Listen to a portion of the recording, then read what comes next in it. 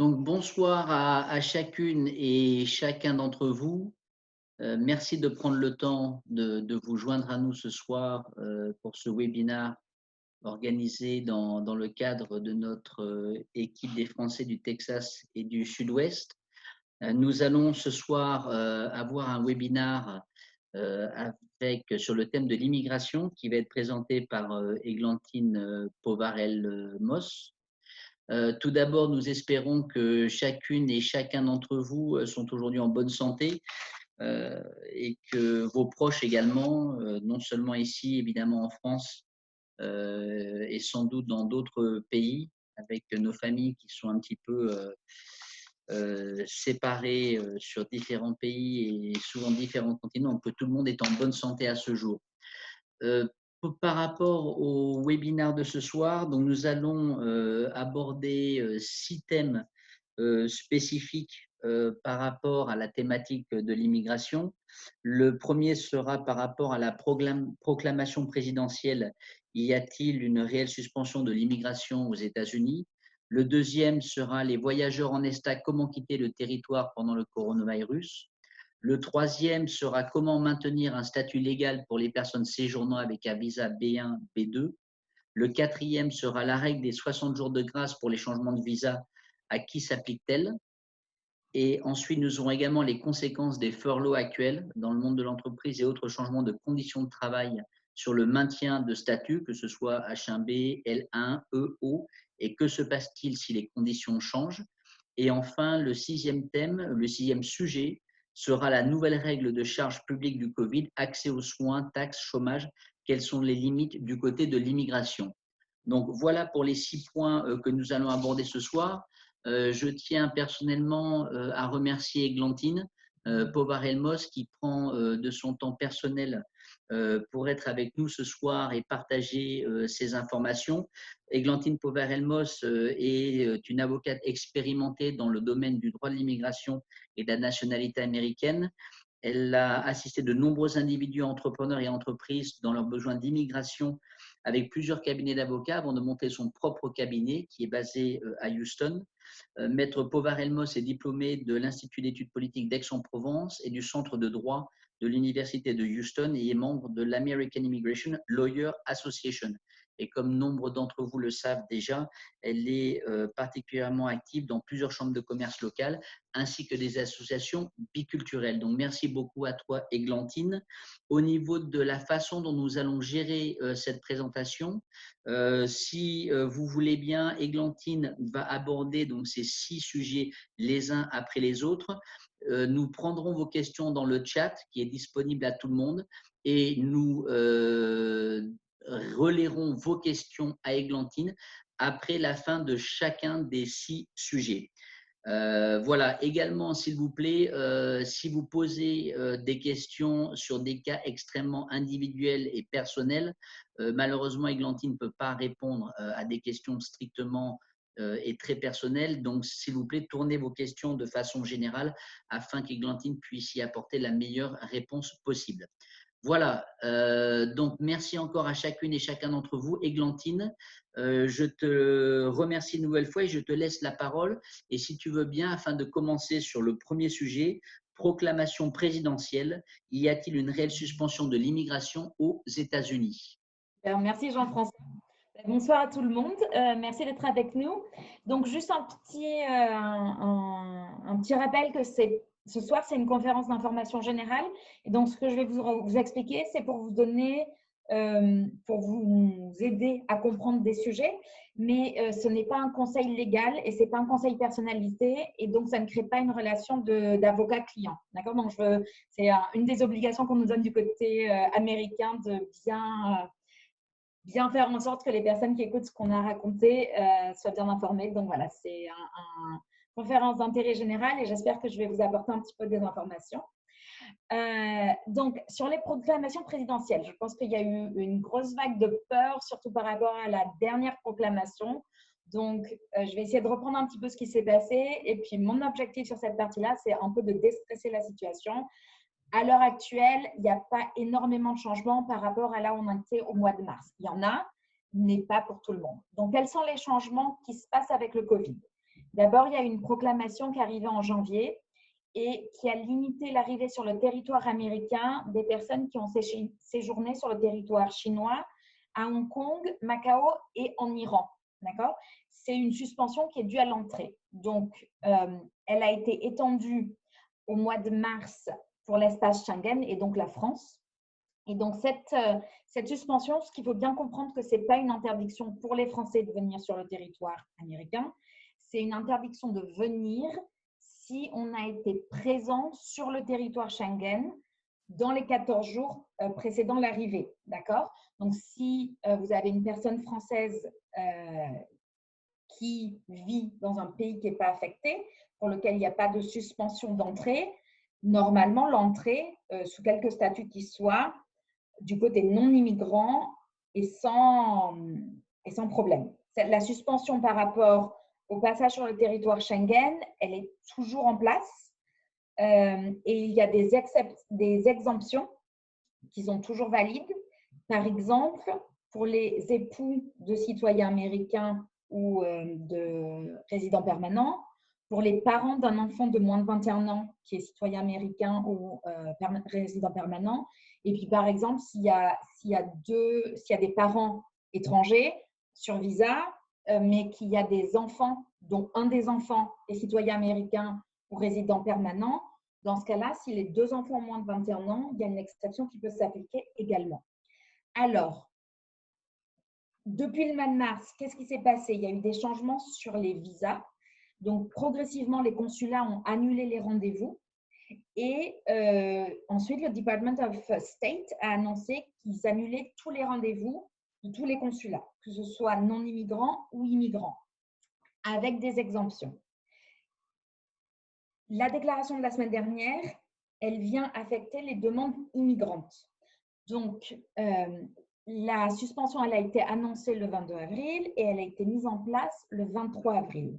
Et pour l'instant, elle est valide pour 60 jours et elle peut être renouvelée comme les autres déclarations qui étaient valides pour une période de temps limitée qui sont toujours en place. Cette déclaration de la semaine dernière, elle a fait peur à beaucoup de monde, mais finalement, elle ne change pas beaucoup de choses. Elle touche quelques personnes très spécifiques. Et donc, à qui s'applique? Elle s'applique aux personnes qui étaient hors des États-Unis le jour de la suspension, d'accord, et qui n'avaient pas un visa immigrant qui était valide ou un document de voyage valide. Ça veut dire quoi? Ça veut dire qu'un résident permanent qui avait sa carte de résident permanent, qui était valide, qui est à l'étranger, eh ben, a aucun problème à revenir.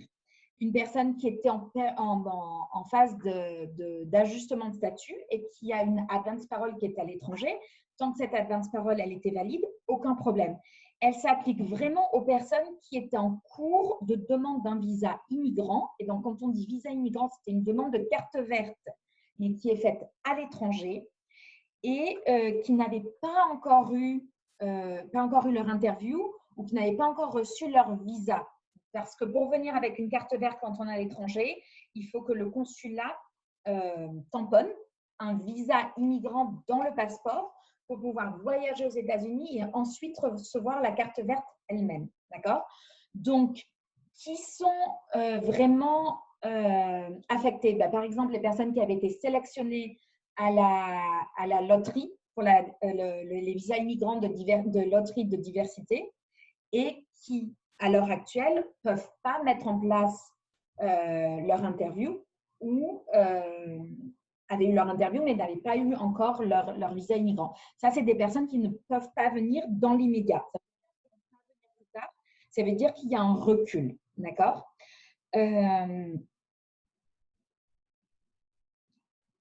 Donc, juste pour revenir sur les exemptions, donc à nouveau, cette déclaration, elle ne touche pas les résidents permanents qui ont leur résidence permanente qui est valide. Elle ne touche pas les demandes consulaires pour les physiciens, infirmiers et autres professionnels médicaux qui venaient travailler dans le cas du Covid, qui avaient eu des pétitions qui étaient approuvées avant. Donc là, il y a des procédures spéciales pour les exemptions. Et il y a également des exemptions pour les investisseurs qui cherchaient leur carte verte à l'étranger dans le cadre des investissements immigrants EB5 et pour les époux et les enfants de citoyens américains et avec certaines exemptions également pour les forces armées. D'accord? Donc, s'il y a quelque chose à garder en réflexion, c'est que cette déclaration ne touche pas les visas non immigrants. À l'heure actuelle, ça touche vraiment que c'est une catégorie très limitée de personnes. Par contre, dans la déclaration, donc le président américain a demandé à ce que les différents services commencent à réviser leurs procédures dans les 30 jours, donc fassent des recommandations dans les 30 jours. Donc, ça ne veut pas dire que si la fin du mois de mai, il n'y aura pas d'autres proclamations qui touchent d'autres catégories. Mais dans l'immédiat, voilà, c'est une déclaration que je voudrais vraiment remettre très limitée et pas aussi inquiétante que le tweet a pu paraître. Quels sont d'autres changements qui sont importants, qui ne faisaient pas partie de la proclamation? D'abord, les cours de justice et les agences américaines, USCIS et ASC, donc les agences qui font les empreintes digitales, ont essayé de se mettre un peu à jour sur ce qui se passait. Et donc, pour l'instant, les interviews en personne propre pour USCIS et pour les ASC appointments, c'est suspendu jusqu'au 4 juin. Et les cours ont suspendu les audiences non détenues jusqu'au 29 mai. D'accord? Donc, ils donnent un petit peu de temps à tout le monde à se mettre à jour. Ils ont aussi offert deux autres flexibilités. Une, ils ont élargi la possibilité de faire des signatures digitales sur les dossiers d'immigration, alors qu'avant, il fallait une signature originale à l'encre. Et ensuite, pour les dossiers qui sont en cours, pour lesquels il y a eu le gouvernement. Donc, on a envoyé une pétition au gouvernement. Le gouvernement, l'USCIS, a dit que voilà, il voulait plus de documents, c'est un request for evidence, ou qu'il y avait une intention de refuser le dossier. Donc, que ce soit notice of intent to deny, notice of intent to revoke, notice of intent to terminate. C'est des termes très spécifiques, je ne les traduis pas, mais c'est toutes des notices qui vont qui ouvrent une procédure vers un refus. S'ils ont été issus entre le 1er mars et le 1er juillet, il y a maintenant 60 jours en plus pour pouvoir envoyer la réponse. Donc, il faut regarder la date qu'ils avaient donnée, le gouvernement avait donnée pour répondre, et ensuite, on peut ajouter 60 jours. La recommandation générale, c'est toujours que si vous avez la capacité, répondez dans les temps. C'est toujours dans votre intérêt, mais de manière officielle, l'USCIS a dit qu'ils accepteraient les retards de 60 jours. Une conséquence vraiment directe de tout ce qui se passe, c'est que les rendez-vous en personne à USCIS sont suspendus. Ça veut dire qu'à l'heure actuelle, les personnes qui étaient en cours de naturalisation ne peuvent pas aller à USCIS pour faire leur oath, donc leur serment auprès du gouvernement américain. Ça veut dire que ces personnes, elles sont en attente. Et malheureusement, il n'y a rien qui est fait à l'heure actuelle pour pouvoir faire ce serment. Il va falloir attendre. Et à l'heure actuelle, c'est annoncé au 4 juin. Donc, on verra autour du 4 juin s'ils annoncent plus de suspensions ou s'ils reprennent les procédures. Beaucoup de personnes avaient peur qu'il y ait beaucoup de retard du fait des suspensions. À l'heure actuelle, en pratique, les temps d'adjudication sont toujours un petit peu aléatoires, mais pas forcément plus lents à l'heure actuelle que ce qu'ils étaient avant. La seule différence en termes de temps, c'est que la fonction de premium processing, qui était cette capacité d'expédier certaines demandes basées sur l'emploi pour avoir une réponse sous les 15 jours, celle-ci est suspendue. Donc, à l'heure actuelle, tout le monde est sur le même pied de danse. Les adjudications, c'est dans le même lot. Voilà. Jean-François, est-ce qu'il y a des questions sur cette proclamation? Oui, alors, oui, il y a des questions déjà. Alors, certaines questions sont sur des visas de travail qu'on va aborder dans les sujets à venir. Donc, on va garder ces questions pour tout à l'heure. Peut-être pas une question directement liée, mais peut-être indirectement, Églantine. Est-ce que les candidatures à la loterie DV 2021 faites depuis hors territoire américain vont être ignorées? Est-ce que l'administration va réduire le nombre de dossiers tirés au sort en conséquence? Pour l'instant, il n'y a pas énormément d'informations dessus. Pour l'instant, pas de changement. Je vais dire ça en termes de loterie elle-même. Je pense qu'il y a eu je n'ai pas recherché la date, mais pour les prochaines loteries, je crois qu'il y a eu un retard Je vais garder cette question-là pour la fin. Sur la loterie, il me semble qu'il y a eu une annonce sur un changement de date sur les dossiers. Mais en termes des dossiers actuels, donc DV 2020, celles qui sont en termes d'adjudication, c'est celles-ci, celles qui étaient en attente du rendez-vous immigrants au consulat qui ont un problème. Pour les personnes qui étaient déjà sur le territoire américain et qui faisaient une demande d'ajustement, pour l'instant, il n'y a pas de changement. Je me mets une note et j'essaie de revenir sur cette dernière question sur le DV 2021. D'accord. Donc, une autre question pour une confirmation par rapport à ce que tu as dit, Glantine. Une famille avec un enfant ayant la nationalité américaine peut rentrer sur le territoire américain quand il veut. Alors, quand il veut. Ou est-ce qu'il y a un risque que l'entrée soit refusée? Donc, l'enfant doit avoir moins de 21 ans. D'accord? Et là, donc, en fait, il y a plusieurs questions dans cette question. Donc, si on parle d'une famille française qui est en France à l'heure actuelle, d'accord?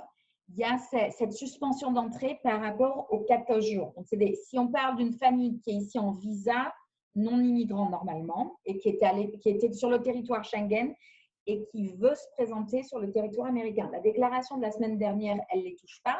Donc, on reste sur la déclaration antérieure qui est que s'il y a une exception qui s'applique, l'entrée possible, mais il va falloir absolument avoir de disponible la preuve qu'il y a une relation de famille entre l'enfant et le reste de la famille. Et donc, c'est-à-dire que l'enfant a moins de 21 ans et une preuve qu'il est citoyen américain ou résident américain. Deuxièmement, il faut une preuve que l'enfant est bien l'enfant des parents, d'accord? Ou qu'il y ait bien une relation frère et sœur avec les autres enfants et que ces autres enfants ont moins de 21 ans. D'accord, très bien. Merci beaucoup. On va passer, donc il y a beaucoup de questions qui arrivent sur les visas liés au travail et donc vous inquiétez pas, on va les traiter lorsque l'on passe à ces sujets. Le deuxième sujet, Églantine, c'était voyageurs en ESTA, comment quitter le territoire pendant le coronavirus. Sur ce deuxième sujet, donc l'ESTA, il faut bien garder à l'esprit que c'est pas un visa l'ESTA, c'est une exemption qui permet à une personne qui est sur un territoire qui a une réciprocité avec les États-Unis de venir sans le visa. Il y a une demande antérieure qui est faite, donc un petit paiement, et dans cette petite application en ligne qui a l'air toute simple, dessus vous attestez que vous limiterez vos droits une fois sur le territoire américain. Et cette limitation, elle est très importante et elle n'est pas souvent comprise. Donc, je veux juste être sûre qu'on a bien compris. D'abord, ça veut dire que quand on entre sur l'ESTA, on comprend qu'on est là pour 90 jours et qu'on va devoir partir. Si on veut rester plus longtemps, ben, il faut ressortir et chercher un visa.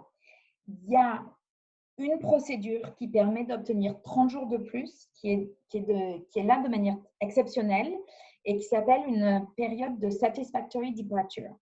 Cette période de 30 jours additionnels, elle est disponible si on la demande sous les 14 jours de l'expiration de l'ESTA et qu'on a une justification très importante. Donc, par exemple, un vol annulé parce que la compagnie aérienne a annulé tous les vols, on a été exposé au virus, on a des symptômes qui font qu'on devrait être à l'hôpital ou on devrait être sous quarantaine. Sur cette période de satisfactory departure, je veux préciser que si c'est une annulation de vol, les officiers, donc c'est géré par les officiers douaniers en inspection, deferred inspection. Donc à Houston, il y en a une. Il y a un centre de deferred inspection qui est proche de l'aéroport. Et donc, pour les personnes qui sont soit arrivées à Houston, soit sous la juridiction en fait, de Houston, on peut aller dans ce centre de deferred inspection et demander une période de satisfactory departure. Donc, si c'est pour un vol annulé, il faut montrer la preuve qu'il y aura un autre vol, donc que le billet a été réservé.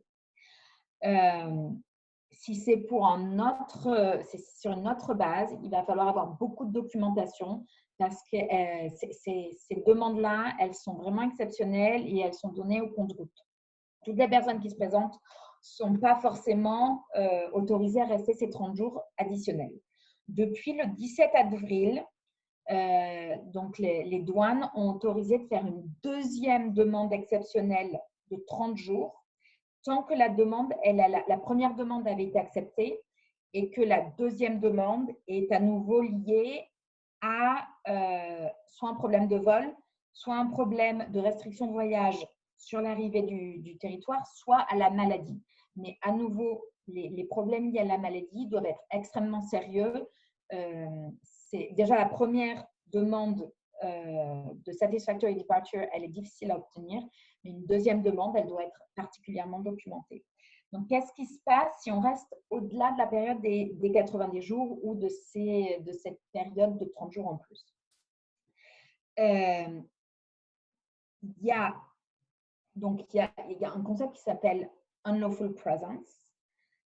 Donc, si on reste plus de 180 jours et qu'on sort du territoire, il y a une interdiction de retour de 3 ans. Et si on reste plus d'1 an, c'est une interdiction de retour de 10 ans. Et si on reste et qu'on est mis en procédure de déportation, l'ESTA que vous avez signé, en fait, vous avez dit que vous n'alliez pas vous battre contre la déportation. Donc, normalement, il n'y a pas de procédure alternative, sauf s'il y a une demande d'asile ou quelque chose d'autre qui se met au milieu. Mais de manière générale, ça va être un ordre de déportation. Il n'y a pas de possibilité d'ajustement, sauf si on est un immediate relative, donc ça veut dire un époux d'un citoyen américain, un parent d'un citoyen américain qui a plus de 21 ans. Donc, par exemple. Et donc, si on est un immediate relative et qu'on a envoyé le dossier dans les 80 dossier d'ajustement, donc de demande de carte verte dans les 90 jours, et que cette demande elle est refusée, c'est traité différemment selon on est sur le territoire américain, c'est compliqué, mais c'est possible. Si ça a été envoyé après et que c'est refusé, grosso modo, il n'y a pas grand-chose à faire. D'accord? Voilà, donc je pense que j'ai touché les points de l'ESTA. Jean-François, est-ce qu'il y a des questions? Absolument. Oui, alors il y a 2 questions qui sont peut-être plus d'ordre général si tu as une réponse, Églantine. La première, c'est est-ce qu'il est envisageable ou est-ce qu'on peut penser que le nombre de visas et de cartes vertes vont être revus à la baisse dans le futur? Et est-ce qu'il y a également une restriction à prévoir, d'après toi, pour les visas de non-immigrants? Donc, à nouveau, l'ESTA est pas lié à ces 2 thèmes-là. D'accord? Donc, l'ESTA, c'est vraiment en dehors des visas. C'est une procédure d'exemption. Sur les visas non immigrants, il peut toujours y avoir une proclamation présidentielle, savoir s'ils vont limiter ou pas limiter les personnes qui vont venir. Je ne peux pas prévoir ce qu'il va y avoir sur le futur. Sur les visas immigrants, normalement, c'est géré par le Congrès. Donc, s'il y a une loi qui est passée par le Congrès qui change le nombre de visas qui est attribué par catégorie, dans ce cas-là, il y aura des changements sur l'immigration. Il y a d'ailleurs un sujet qui revient régulièrement depuis le mois d'août de l'année dernière, qui est la loi liée au SB 386, qui vise à annuler les catégorisations par pays. Donc, pour les visas immigrants, il y a une pétition, d'accord? Et cette pétition, elle est basée sur quel type de demande. Donc, par exemple, si vous êtes l'époux d'un citoyen américain, si vous êtes l'enfant d'un résident permanent, si vous êtes ici comme intra-company transfer et que vous venez prendre un poste permanent. Donc, voilà, ces catégories-là, c'est par ligne. Et derrière, il y a un nombre maximum qui est assigné par région. La SB 386 vise à enlever cette numérotation par région. Et donc, on tomberait tous sur la même liste d'attente avec le même nombre de visas valables par an. Et donc, si cette loi, elle passe, il faut bien comprendre que c'est les dossiers les plus anciens qui vont être adjudiqués en premier. Et donc, ça va négativement affecter la communauté française. Là, depuis un moment, on n'en entend plus trop parler. Donc, je ne sais pas, il y a eu des mois où ça devient beaucoup plus actif, des mois où c'est un peu plus lent. Donc, j'espère que pour l'instant, c'est moins à l'ordre de l'actualité. Mais si cette loi, elle passe, ça pourrait faire un retard de 10 ans pour les demandes de carte verte pour les Français, de manière générale, toutes catégories confondues. Ok, bon. Après, pour Merci. les représentants Ouais. américains, si ça ne vous plaît pas, et dites-leur que ce changement-là sont des mises en place adaptées pour la transition des dossiers les plus anciens. Ce n'est pas dans l'intérêt des États-Unis et ce n'est pas dans votre intérêt. Absolument. Donc, nous passons au troisième sujet, Glantine. Comment maintenir un statut légal pour les personnes séjournant avec un visa B1 et B2? Donc, je vais revenir sur la différence. Donc, on a vu l'ESTA qui était une exemption de visa. Les visas B1, B2, c'est pour les personnes qui sont allées au consulat et qui ont eu donc le tampon, qui ont eu le visa, ça s'appelle un foil en anglais, qui est mis dans le passeport. D'accord? Ces visas-là, pour les B1, B2, ça permet aux personnes de venir jusqu'à 6 mois. D'accord? En général, l'entrée, elle est jusqu'à 6 mois. Il y a des petites exemptions, mais c'est le défaut. Et derrière, il y a des possibilités de renouvellement par 6 mois.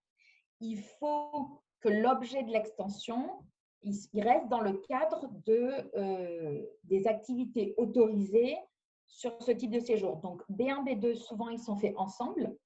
B1, c'est pour les visiteurs pour le business et B2, c'est pour la visite pour le tourisme. D'accord? Il faut bien comprendre que les personnes, ce qui est tamponné dans le passeport par l'officier douanier, c'est ce qui va contrôler le séjour. Donc, à l'heure actuelle, ce I-94, il est digitalisé. Vous pouvez le trouver sur le site de CBP et vous pouvez vérifier que l'officier douanier vous a tamponné le bon visa, que ce soit un visa de tourisme ou un visa de business. À comprendre que le B1 business, ce n'est pas fait pour venir travailler à temps plein. C'est une exception.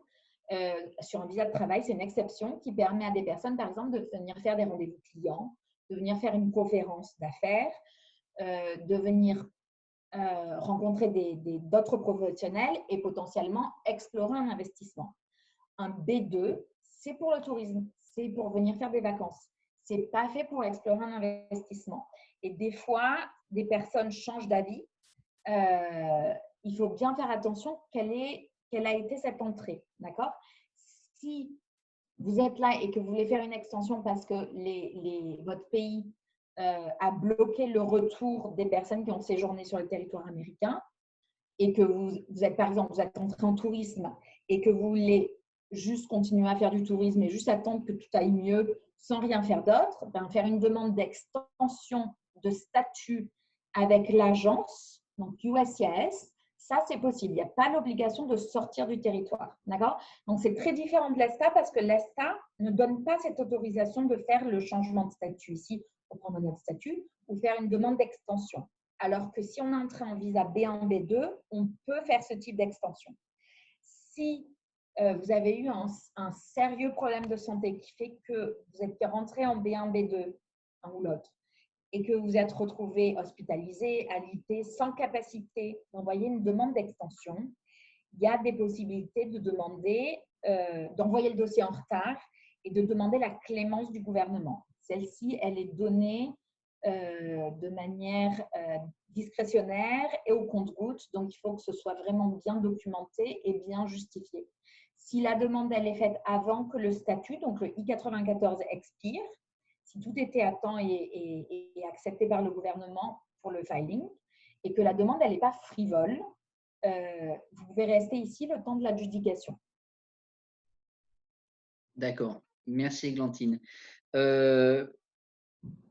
Quatrième thème, et on note toutes vos questions. Hein. Donc, à partir du moment où on va traiter des thèmes de visa spécifiques, il y a des questions sur les E, des questions sur les H1B, donc, dont on va parler en cinquième sujet. Donc, on garde vos questions pour les poser à ce moment-là. Quatrième sujet, Églantine, la règle des 60 jours de grâce pour les changements de visa, pour certains visas d'emploi, à qui s'applique-t-elle? Alors, je vais reprendre sur le défaut de base pour les États-Unis, c'est que quand l'emploi s'arrête pour un visa d'emploi, il faut sortir, sauf que si on est arrivé et qu'au tampon, on a donné 10 jours de grâce en plus et que l'emploi s'est terminé tel que c'était prévu sur la durée qui est prévue, on a ces 10 jours de grâce. Mais si l'emploi se termine plus tôt, le défaut, c'est qu'au moment où l'emploi se termine, donc la relation employeur-employé est finie, il faut sortir du territoire. Depuis 2017, où il y a eu une règle qui a été annoncée par l'USCIS qui a changé ça, qui a ajouté 60 jours de grâce pour certains visas. Donc, ce n'est pas tout le monde, et donc je vais les lister. C'est pour les visas E1, E2, E3, H1B, H1B1, L1, O1 et TN. C'est important de le noter parce que je ne veux pas qu'il y ait de confusion. Je ne parle pas de tout le monde dans tous les scénarios, d'accord? Donc, pour ces visas-là, pour ces employés-là, si l'emploi s'arrête, vous pouvez rester 60 jours de plus dans l'objectif soit de sortir du territoire, soit de faire un changement de statut pour commencer à travailler vers un autre employeur. D'accord? La question de savoir si ça va être accepté, cet envoi qui est fait après l'arrêt du travail, est discrétionnaire de USCIS. Donc, c'est pas une baguette magique, c'est pas automatique. Si l'officier pense que l'envoi du dossier après l'arrêt de l'emploi n'est pas approprié, il y a toujours ce risque, d'accord? Mais de manière générale, c'est disponible et donc il faut garder à l'esprit que c'est jusqu'à 60 jours après la fin de l'emploi ou jusqu'à la fin de la période de la pétition. Donc, la pétition, c'est le formulaire qu'on a envoyé avec le gouvernement initialement. Si celle-ci est plus courte, donc disons que vous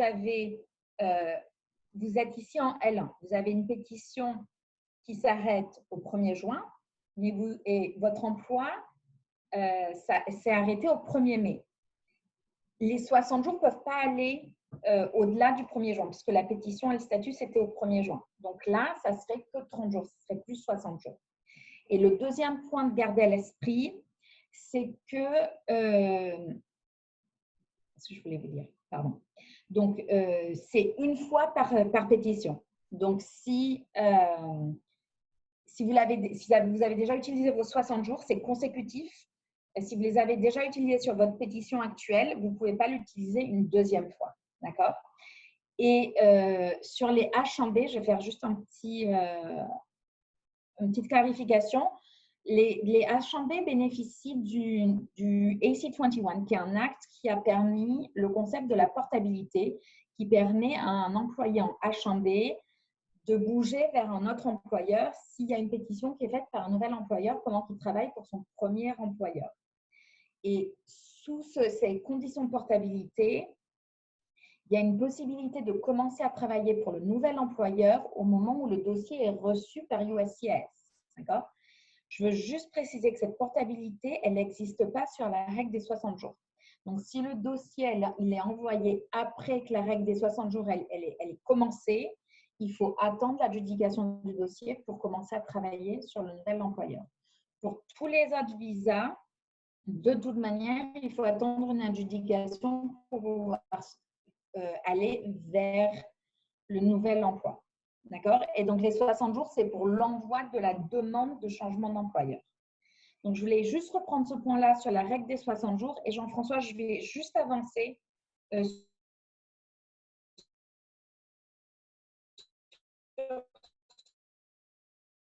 OK. Donc, qu'est-ce qui se passe quand il y a des changements sur les conditions de travail?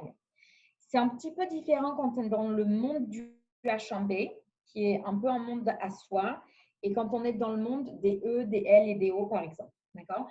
Donc, les H1B, leur grosse différence, c'est qu'il n'y a pas que USCIS, donc l'agence d'immigration qui est impliquée sur les visas, il y a aussi le Department of Labor. D'accord? Et donc, l'employeur, non seulement il fait une offre d'emploi pour que la personne travaille dans les locaux, mais il fait des attestations auprès du Department of Labor qui ne va pas engager et faire travailler ces personnes de manière négative par rapport aux conditions de travail de ces employés américains. D'accord? Donc, il atteste, l'employeur américain atteste que l'employé en H1B va être payé au moins ce qui est listé sur la Labor Condition Application et donc le prevailing wage. Et donc, les chiffres qui sont donnés au départ dans la LCA et dans la pétition auprès du gouvernement, c'est des choses très, très importantes sur les H1B pour maintenir le statut. D'accord? Donc, le concept de benching, le concept de garder l'employé dans un statut non productif, il n'est pas autorisé. Il y a une autorisation qui peut être faite que l'employeur ne met pas le salaire s'il y a une demande de la part de l'employé pour un objet personnel, tel que si l'employé demande une absence pour la maternité ou un problème de santé et que c'est spécifiquement à la demande de l'employé. Par contre, si la demande elle est basée sur quelque chose qui a été revu au niveau des ressources humaines par l'entreprise et que l'entreprise dit qu'elle a une règle spécifique pour la maternité, par exemple, l'entreprise, elle doit suivre ce qui était dans sa police, dans sa politique pour l'ensemble de l'entreprise. Donc, si la maternité, c'est des congés payés pour tous les employés, ben, ça devrait être un congé payé pour l'employé H1B. Il faut reprendre les manuels de l'entreprise. La question de la quarantaine et de savoir s'il y a un employé malade et qui ne peut pas venir travailler parce qu'il a été testé positif au Covid, c'est un petit peu un sujet épineux. Je ne vais pas rentrer trop dedans, mais en soi, même si c'est à la demande de l'employé de rester à la maison, ça peut être quand même vu comme étant au bénéfice de l'entreprise. Donc, après, en H1B, en général, l'entreprise est représentée par un avocat. Je vous conseille de suivre ça sera certainement très cas spécifique et ce n'est peut-être pas des sujets que je peux aborder dans le détail. Mais voilà, la question étant, est-ce que les règles elles ont été appliquées uniformément à l'entreprise? Et si c'est une perte de travail sur du long terme, donc il y a des concepts très différents. La question de la réduction des heures, la question de la réduction du travail et la question de lieu de l'emploi. Pour les H1B, c'est très important un des points les plus importants, je pense, sur lesquels je vais m'attarder un tout petit peu plus, c'est le lieu du travail. Donc, les LCA, elles sont là pour attester que le salaire et les conditions offertes à l'employé, elles ne sont pas moins valorisantes que celles offertes aux citoyens américains, aux travailleurs américains. Et donc, si la pétition initiale et la LCA, elle était faite pour être un espace spécifique, donc sur un Area of Intended Employment, donc le lieu de travail, et que tout d'un coup, l'entreprise dit à ses employés, voilà, vous devez travailler de la maison. Pour les personnes qui sont sous H1B, si vous habitez donc, dans quelque chose qui s'appelle un commuting distance, c'est des concepts très, très techniques. Je vous conseille de reparler avec l'avocat de la boîte si c'est quelque chose qui s'applique à vous. Mais si vous êtes dans un commuting distance, il suffit de reposter la LCA dans 2 endroits à la maison pendant des jours, pas besoin d'amendement. D'accord? Par contre, si vous habitez plus loin que le commuting distance, là, il va falloir faire une nouvelle LCA et faire un amendement. Donc, il y a beaucoup de choses qui ricochent vraiment sur ce concept de lieu.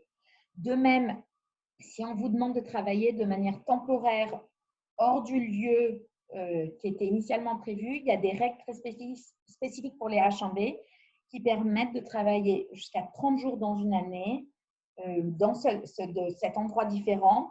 Mais c'est des règles très limitées et donc l'employeur va continuer à payer le prevailing wage ou le salaire qui est offert et il ne faut pas qu'il y ait donc ça limite les conditions de travail ou les autres obligations du lieu où la personne va être placée. Il ne faut pas qu'il y ait eu de grève ou de lockout dû à une dispute salariale. Il faut que ça soit au-dessus du prevailing wage ou de l'actual wage. Et dans ces changements temporaires, il faut que l'employeur prenne soin des coûts de logement, les coûts de voyage, donc de déplacement, et d'offrir des conditions similaires aux employés. Alors, je vais passer sur les L1. Je vais dire un peu quelques notes sur chacun des visas que je voulais adresser, puis après, je prendrai les questions. Donc, sur le L1, et de manière générale, que ce soit le L1, le E et le O, d'accord? Ces postes-là, ils n'impliquent pas le Department of Labor, d'accord?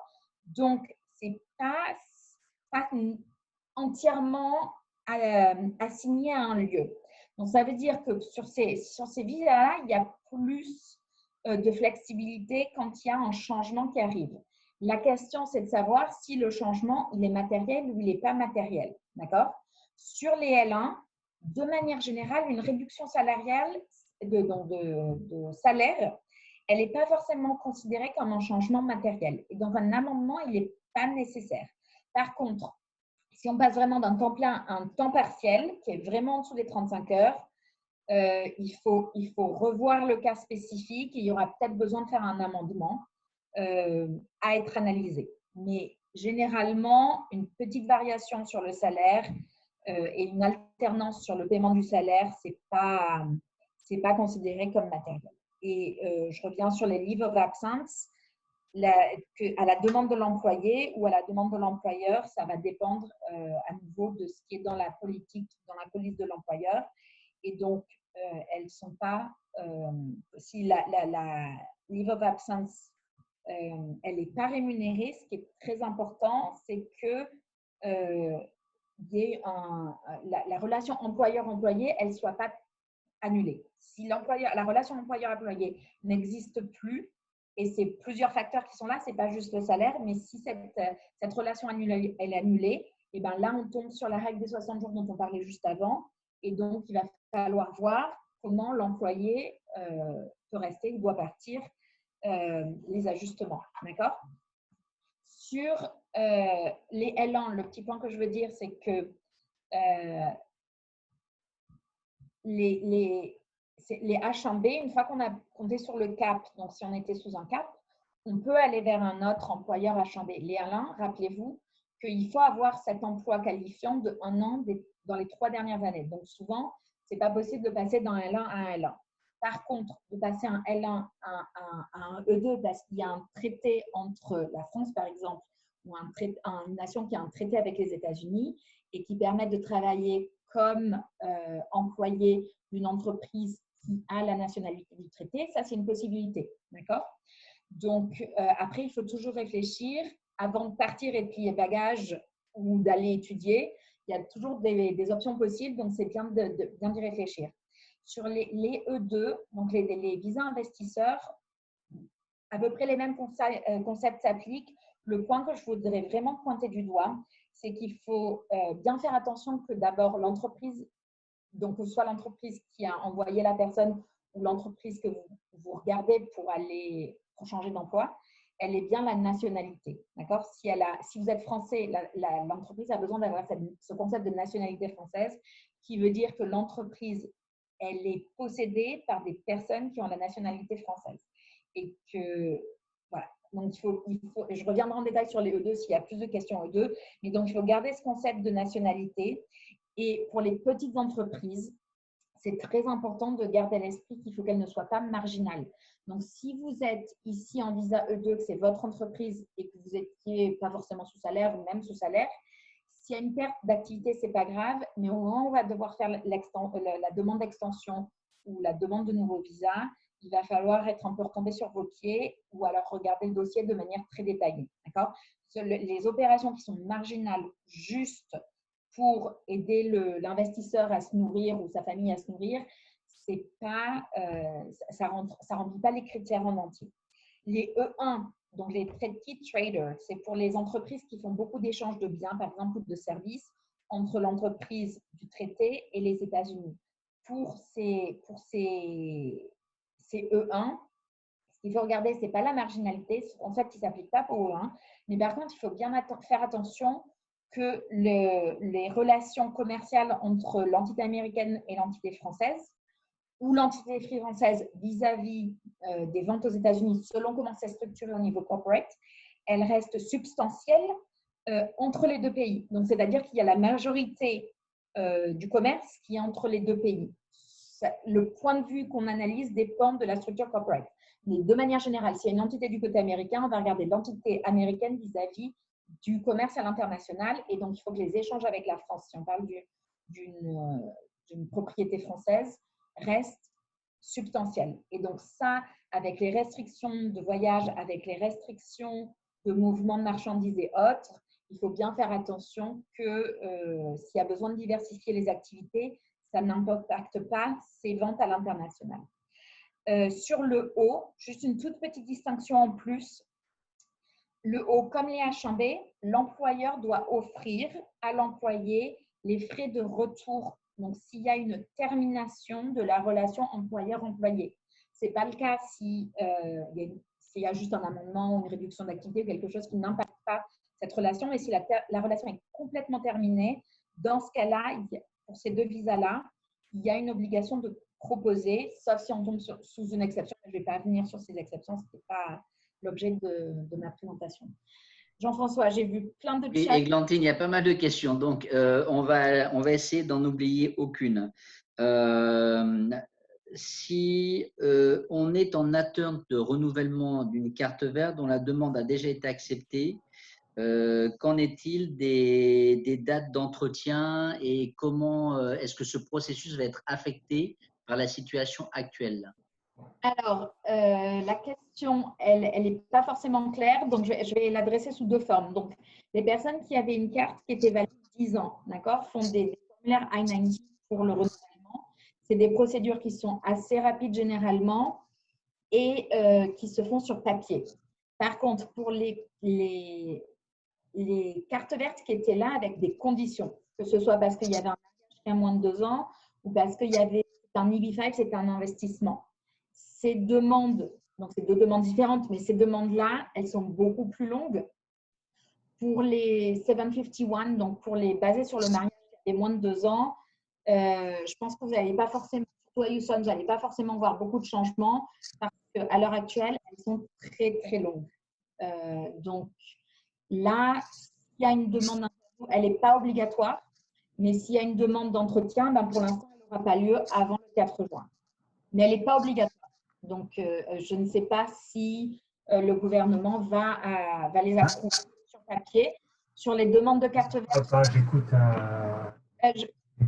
Est-ce que vous pouvez muter votre micro?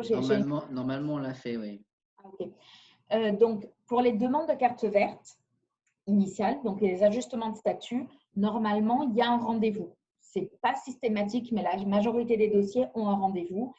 À l'heure actuelle, on a des retours un peu diversifiés. J'en ai vu quelques-uns à mon bureau où il y a des dossiers acceptés, les cartes vertes issues, sans le rendez-vous en personne. Jean-François, je crois que j'ai répondu à la question. Tu veux avancer?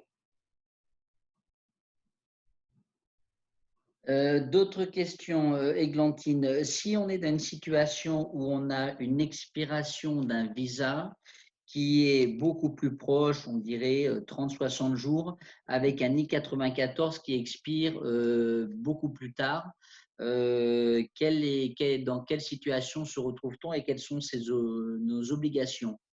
Ok, donc je vais essayer d'expliquer ça. Ça risque d'être une question très confuse selon quel type de visa on a. Donc, le défaut, dans l'ancien temps, je vais le mettre comme ça. Par exemple, si tu veux, pour un visa E, on va dire, E ou E2. Oui, je m'en doute. Mais je vais quand même le réexpliquer à tout le monde juste pour que ça fasse sens. Donc, dans l'ancien temps, quand on avait des chariotes, le consulat ne pouvait pas donner un visa qui était plus long que la pétition ou plus long donc le I-94, la pétition et le visa, tout devait être aligné. Depuis 2008, il y a un concept qui s'appelle le delinkage. Et donc, certains types de visas peuvent être issus pour une durée qui correspond à ce qu'un citoyen américain peut obtenir pour aller sur le territoire. Donc, un exemple très simple, les L1 pour les citoyens anglais, donc de United Kingdom, sont pour 60 mois. Mais les pétitions pour les L1, pour les nouvelles entreprises, c'est 1 an la première. Ensuite, c'est des renouvellements en 2 ans ou alors 3 ans et des renouvellements qui allaient blanquettes, d'accord? Mais du coup, on a des pétitions qui sont pour une certaine période, des visas qui sont pour une autre période et derrière des officiers douaniers qui ne sont pas toujours formés et qui donnent des I-94 qui sont ou ne sont pas justes. D'accord? Donc, selon le type de visa, c'est des dates différentes. Donc, qu'est-ce qui se passe? Qu'est-ce qui compte quand on est sur le territoire américain? Ce qui compte sur le territoire américain, pour tout le monde, c'est le I-94. Que ce soit le I-94 qu'on a reçu des douanes lors du dernier passage, ou le I-94 qu'on a en bas du papier I-797, qui dit que le changement ou l'extension a été approuvé avec une nouvelle validité d'autorisation de séjour. D'accord?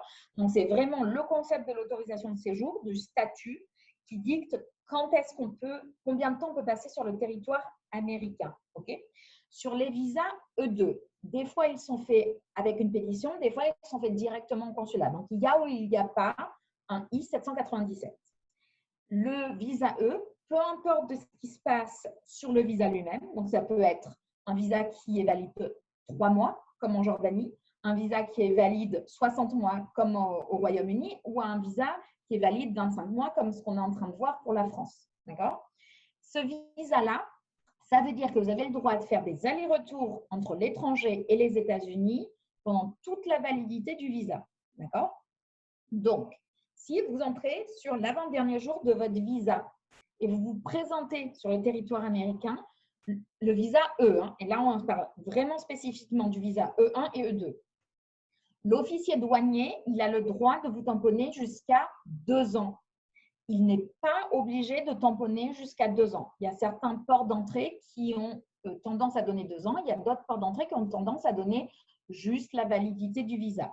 Donc, bien comprendre que le visa permet de faire des voyages. Donc, si le visa expire dans 30 jours et que vous voulez voyager en France cet été, il faudra aller demander un nouveau visa avant de revenir.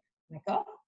Par contre, vu que le I-94, un I-94 est valide jusqu'à son expiration, tant qu'une demande d'extension elle est faite avant l'expiration de ce I-94, d'accord, sur un E2 qui n'a pas un 797, on reste vraiment juste sur le I-94, dans ce cas-là, vous pouvez rester ici et faire les demandes d'extension. Ces demandes d'extension avec USCIS sont adjudiquées par 2 ans. D'accord? Donc, USCIS peut, disons qu'un I-94 expire au 1er juillet, tant que la demande d'extension du E est demandée avant le 1er juillet, eh bien, USCIS peut adjudiquer cette demande et continuer à maintenir la présence sur les 2 ans. Par contre, ça ne change rien sur le visa. Au prochain déplacement à l'international, il faudra aller chercher un nouveau visa. Merci Glantine. Alors, des questions, par exemple, tu as parlé des 60 jours au-delà de la fin des visas. Alors, si par exemple on est sur un L1, quelques questions par rapport à ça. Faut-il demander les 60 jours ou sont-ils automatiques? Quelle est la règle et est-ce que cette règle des 60 jours s'applique également aux conjoints L2, par exemple? On va déjà et également, mais je crois que tu as déjà répondu, est-ce que le L1 était transférable à notre employeur? Et je crois que tu as déjà répondu à cette question. Donc, L1, la demande est-elle automatique ou non? Et quid des conjoints et des L2? Donc, ce n'est pas automatique, d'accord? Ça veut juste dire que ça vous donne une période de grâce pour envoyer cette demande de changement de statut et de passer vers un autre employeur. Donc, par exemple, si votre emploi en L1 se termine et que vous voulez monter votre propre boîte, donc vous faites du consulting et que vous voulez faire un investissement et que vous êtes français, ben ça vous laisse 60 jours pour finaliser votre investissement et faire la demande de changement de statut du L1 vers le E2. D'accord? Dans ce cas-là, tant que la demande elle est dans les temps, ça s'applique et ça s'applique à la famille, tant qu'ils étaient ici et qu'ils faisaient la demande de changement de statut en même temps. D'accord?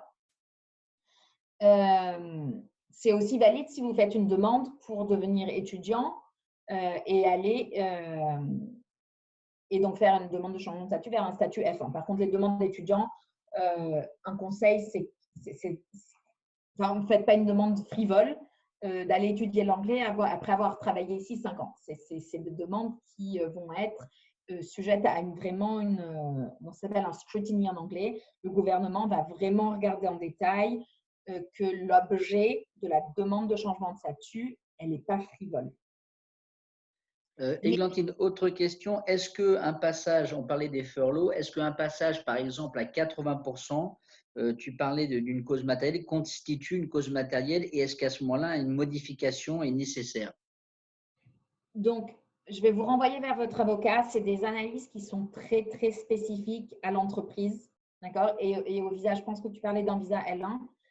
En général, les L1, c'est plus souple parce qu'il y a pas, c'est pas vraiment, donc le salaire est listé, mais ce n'est pas lié à la LCA, au Department of Labor. Donc après, c'est une question de matérialité et c'est à revoir au cas par cas. Très bien. Pensez-vous que les cartes EAD pour les OPT sur visa F1 sont impactées par les récentes déclarations? Oui, mais donc c'était faisait pas totalement le sujet de ce que j'ai abordé. Donc pour l'OPT, je vais éviter la question. C'est des réponses très techniques. Pour l'OPT, je vous conseille vivement de parler avec votre DSO et de voir où vous en êtes sur la procédure. Il y a plein de petits éléments selon quel type d'OPT, où est-ce que vous en êtes dans l'OPT. Mais sur les proclamations elles-mêmes, les proclamations, pas vraiment. D'accord? C'est plus, est-ce que vous êtes impacté par le Covid? Est-ce qu'il y a une perte d'emploi? Est-ce que vous êtes… bon, ouais. Merci Glantine. Alors, dans la situation actuelle, et est-ce que la situation actuelle, donc Covid-19, est suffisante pour demander une prolongation d'un I-94, même si un visa est expiré ou en cours de renouvellement? Et il faudrait être plus spécifique quel type de visa?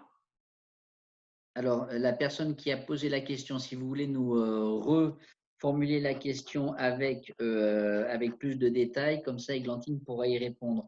On a eu également une question, alors ce n'est pas directement adressé au sujet, mais il y avait des demandes d'informations quant à la quarantaine à l'arrivée en France. À ce jour, sur la base des informations que nous avons des autorités, et on suit cette information notamment évidemment avec notre consul général et les équipes du consulat. La quarantaine est quelque chose c'est une auto-quarantaine que l'on fait.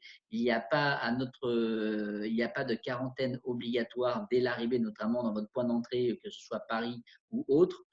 Comme vous le savez peut-être, il y a eu un conseil des ministres extraordinaire samedi dernier où le sujet de la quarantaine a été abordé et il y aurait une proposition, il y a une proposition du gouvernement d'augmenter les délais de quarantaine et ce texte est en délibération actuellement. Enfin, il a été au Sénat, il est à l'Assemblée nationale et donc dès que nous avons une finalisation de ce texte de loi spécifiquement par rapport à nous, Français de la circonscription et des États-Unis, sur les conditions de quarantaine, on communiquera avec vous immédiatement sur ce sujet de la quarantaine, évidemment. Voilà. Question, alors ça, tu y as déjà répondu. Donc, alors les nouvelles questions qui viennent d'arriver. Alors voilà, donc pour un L1, vous dites qu'on a une période de grâce de 60 jours pour changer de statut, mais j'imagine qu'il est difficile, voire impossible, d'obtenir une réponse au service américain en 60 jours, notamment à cause de la baisse d'activité due au Covid-19. Confirmez-vous que c'est risqué ou peut-on rester sur le territoire jusqu'à la réception de la réponse? Non, c'est bon. Tant que la demande elle est à temps et qu'elle n'est pas frivole, une fois que le dossier est envoyé, vous pouvez attendre la réponse. Il n'y aura pas de période de séjour non autorisé entre les deux. D'accord, merci Glantine. Dans le cas d'un visa E2, par exemple, en cours de renouvellement, mais impossibilité de rentrer en France, peut-on demander une prolongation du I-94 sans quitter le territoire américain?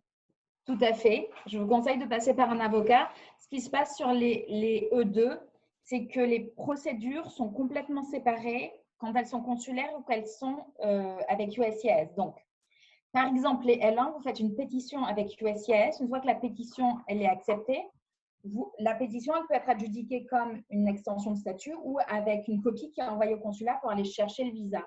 Le E2, le consulat a une autorité complète sur son adjudication du E2. Donc, l'adjudication du gouvernement américain, elle est complètement autonome de l'adjudication consulaire. Ça veut dire que si vous êtes ici et que vous ne pouvez pas sortir, vous pouvez, dans les temps, donc avant que le I-94 expire, vous pouvez faire une demande d'extension de statut de 2 ans. D'accord? En même temps, de manière complètement indépendante, vous pouvez faire une demande de renouvellement du visa. C'est deux procédures qui sont autonomes et séparées. Et ça ne veut pas dire que les deux seront autorisées ou les deux refusées. Elles sont indépendantes. Mais par contre, si vous ne pouvez pas sortir du territoire avant l'expiration du I-94, vous ne pouvez pas sortir pour aller… vous ne pouvez pas rester en attendant que vous obteniez votre rendez-vous consulaire.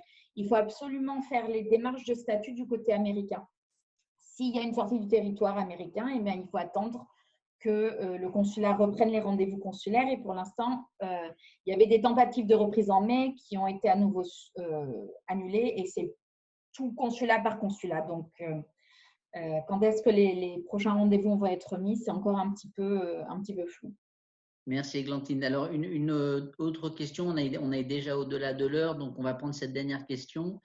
Si jamais une famille ici est sous visa L1, donc à Houston, on va dire par exemple, et qu'elle désire faire venir un de leurs enfants qui a moins de 21 ans, est-ce possible à ce jour?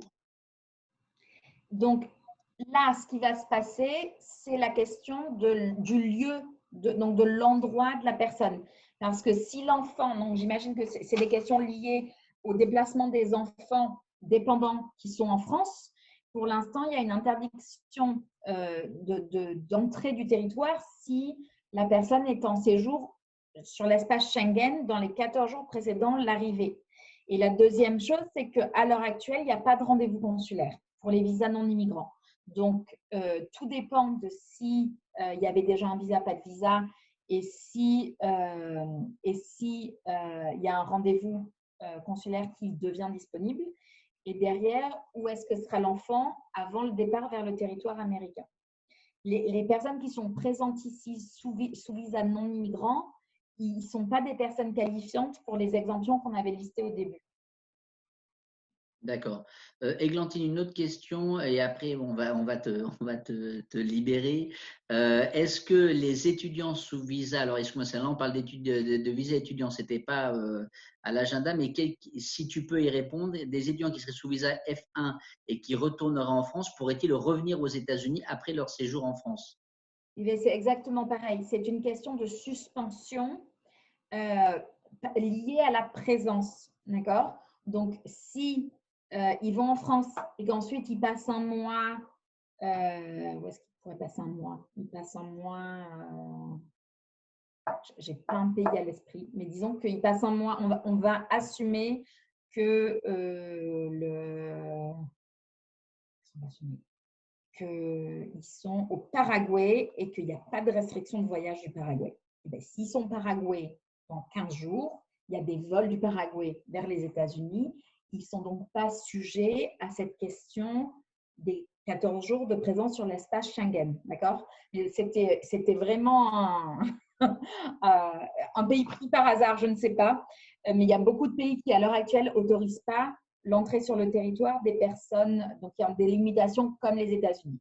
Donc à l'heure actuelle, il y a des limitations vers le Canada, il y a des limitations vers le Mexique, il y a des limitations dans une grosse partie de l'Europe et des pays du Moyen-Orient, de l'Afrique. Donc du coup, trouver un pays qui accepte qu'une personne vienne passer 15 jours, ce n'est pas toujours très facile avec des vols qui soient disponibles.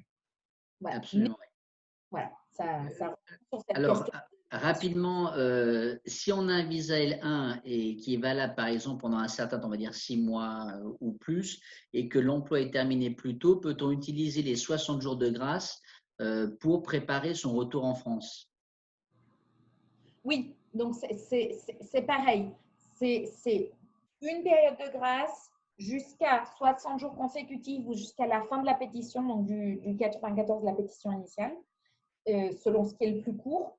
Et c'est n'utilisable qu'une fois par pétition. D'accord, très bien. Je crois on aura au moins fait le maximum pour répondre à l'ensemble des questions. Est-ce qu'il y a encore des thèmes, parce qu'on est déjà bien au-delà de l'heure, Églantine, que tu souhaites aborder ce soir?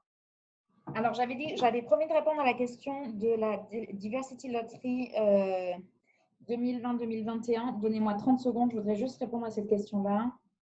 Très bien. Alors, pendant que Églantine regarde, nous aurons également, donc, pour ceux d'entre vous qui sont intéressés, nous aurons un webinar donc, proposé demain matin avec également notre équipe des Français du Texas et du Sud-Ouest qui devait avoir lieu à 8h30, qui aura lieu à 9h, heure de Houston, avec Monsieur Jacques Attali, que vous connaissez sûrement. Et donc, Jacques Attali nous parlera un petit peu de la situation économique actuelle et de son point de vue sur comment relancer l'économie, peut-être la relancer différemment avec des règles et des thèmes qui lui sont chers. Donc demain matin, si vous voulez vous joindre à nous à 9h Central Time, nous aurons Monsieur Jacques Attali parmi nous. Églantine, voilà, je te redonne la parole. Parfait. Dernière réponse. Donc, il y avait une question sur la Diversity Lottery 2021. Et donc, il y a un retard des résultats. Donc, ils devaient être annoncés à partir du 5 mai, qui vont être annoncés à partir du 6 juin. Et pour l'instant, le gouvernement donc, a fait une annonce que vous pouvez lire sur le travel.state.gov, donc une annonce officielle. Et à l'heure actuelle, ils ne pensent pas qu'il y aura de retard sur la mise en place des rendez-vous qui vont commencer au 1er octobre 2020. Voilà. Je voulais juste préciser cette réponse-là, comme je n'avais pas les dates exactes devant moi tout à l'heure. Voilà, j'espère que j'ai répondu à vos questions et que vous avez plus d'informations sur le sujet. Juste 2 points de conclusion. J'espère d'abord que j'ai réussi à vous détendre un petit peu par rapport à la semaine dernière. Il y a eu beaucoup de bruit et je pense qu'il y a énormément de changements. Et le deuxième point, c'est que si vous êtes très, très intéressé sur les cartes vertes, n'oubliez pas de contacter vos représentants américains pour vous plaindre de la proposition de loi. Donc, c'est la S… c'est pas grave, je ne vais pas remettre le chiffre. C'était une longueur, donc sur la proposition de loi qui enlèverait la délimitation par zone géographique et donc qui retarderait toute demande immigrante de la communauté française. En tout cas, Églantine, nous le ferons déjà. Enfin, nous, en tant qu'élus, on va le faire avec résilience et véhémence, comme d'habitude. En tout cas, je te remercie infiniment d'avoir pris de ton temps pour partager ton expérience, tes compétences avec nous. C'est un sujet, évidemment, pour chacune et chacun d'entre nous qui est très important et au cœur de nos préoccupations, évidemment. Donc, encore une fois, merci à toi, Églantine. Merci à chacune et chacun d'entre vous. Nous vous souhaitons de rester en bonne santé, peut-être à demain matin pour certains d'entre vous avec Jacques Attali. Et encore une fois, nous sommes à votre disposition. N'hésitez jamais à nous contacter par email, par téléphone, sur notre site web. Nous sommes là pour essayer en coopération évidemment toujours avec notre consul général, les équipes du consulat et nos associations, pour répondre au mieux à vos préoccupations et garder ce tissu et ce lien social entre nous, même si c'est difficile. Voilà. Nous vous remercions. Merci encore à toi, Églantine, et bonne fin de soirée à chacune et chacun d'entre vous. À bientôt. Bonsoir. Bonsoir à toutes et à tous.